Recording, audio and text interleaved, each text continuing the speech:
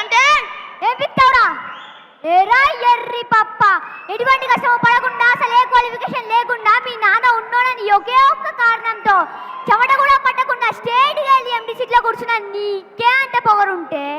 అమ్మ తిప్పలు పడి స్కూల్ ఫీజు కడితే ఎల్కేజీ నుంచి 10th క్లాస్ వరకు కష్టపడి పాస్ అయితే ఇంటర్లో ఉన్న ఈజీనో గ్రూప్ వదిలేసి ఎంపీసీ చదువుతానే ఎంజాయ్ అని చెప్తే కష్టంగా ఉన్న అదే గ్రూప్ని సెలెక్ట్ చేసుకొని physics tuition, maths tuition, chemistry tuition రోడ్లు పట్టుకు తిరిగి ఆఫీస్ కట్టాలి ఈ ఫీజు కట్టాలి అని అమ్మాయిని హింస పెట్టి బోర్డు ఎగ్జామ్కి క్లాస్ పెట్టుకొని రాత్రంతా కూర్చొని చదివి మళ్ళీ అలారం పెట్టుకొని పొద్దున్నే లేచి మళ్ళీ చదివి తీరా పాస్ అయ్యాక ఎంసెట్లో సారానికి రాక అమ్మ నగలు తాకట్టు పెట్టి మేనేజ్మెంట్ కోటాలో సీట్ సంపాదించి తెలుగు మీడియం నుంచి వచ్చిన నాకు ఇంకా అర్థం కాక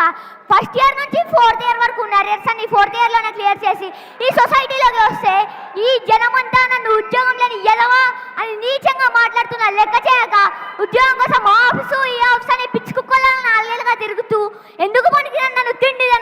దండగా అని మా నాన్న తిడుతూ ఉంటే ఒక్కొక్క మెతుకు గొంతులో దిగక పుల్లుల్లా గుచ్చుకుంటుంటే మింగలేక కక్కలేక చస్తూ బతుకు నాకు ఎవరో ఒక మానవుడు అవకాశం ఇద్దామని చూస్తే దాన్ని కూడా లాగేసుకోవాలని చూసిన నీలాంటి పేవర్స్ గాని ఎదిరించి ఈ రోజు నీ ముందు నించొని మాట్లాడుతున్న ఉద్యోగం నేను గ్రాడ్యుయేట్ ని నాకెంత పవర్ ఉండాలిరా?